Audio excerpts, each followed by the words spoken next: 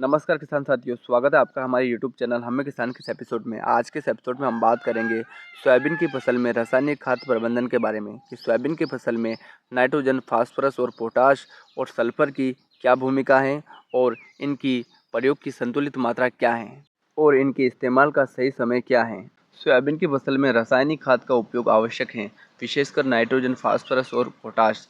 संतुलित मात्रा में रासायनिक खाद का प्रयोग फसल की वृद्धि और उपज के लिए महत्वपूर्ण है। इसके अलावा जैविक खाद जैसे गोबर की खाद, वर्मी कंपोस्ट आदि का भी उपयोग करना चाहिए। सोयाबीन में रासायनिक खाद की भूमिका। नाइट्रोजन। सोयाबीन की फसल के लिए नाइट्रोजन एक आवश्यक पोषक तत्व है। यह क्लोरोफिल का एक महत्वपूर्ण घटक है और फसल की वृद्धि को बढ़ावा देता है।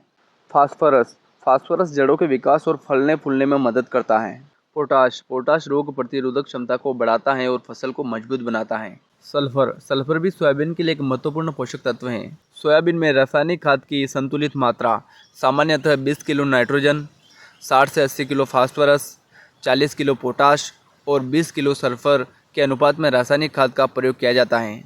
कुछ मामलों में 12.5 किलो नाइट्रोजन और 32 किलो फास्फोरस प्रति एकड़ की दर से भी उपयोग किया जाता है। सोयाबीन में जैविक खाद का उपयोग। गोबर की खाद, वर्मी कंपोस्ट और अन्य जैविक संसाधनों का उपयोग सोयाबीन की फसल के लिए फायदेमंद होता है।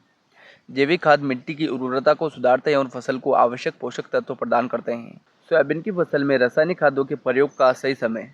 बुआई के समय 20 से 25 किलोग्राम डीएपी और 10 से 15 किलोग्राम यूरिया प्रति एकड़ की दर से डालें।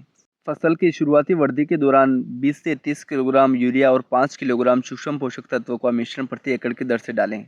बुवाई के 20 से 30 दिनों के बाद 20 से 30 किलोग्राम नाइट्रोजन, 60 से 80 किलोग्राम फास्फोरस और 20 से 30 किलोग्राम पोटाश तथा 20 किलोग्राम गंधक की मात्रा का उपयोग प्रति हेक्टेयर की दर से करें। धन्यवाद किसान साथियों। सोयाबीन में खाद प्रबंधन के बारे में दी गई जानकारी आपको अच्छी लगी होगी।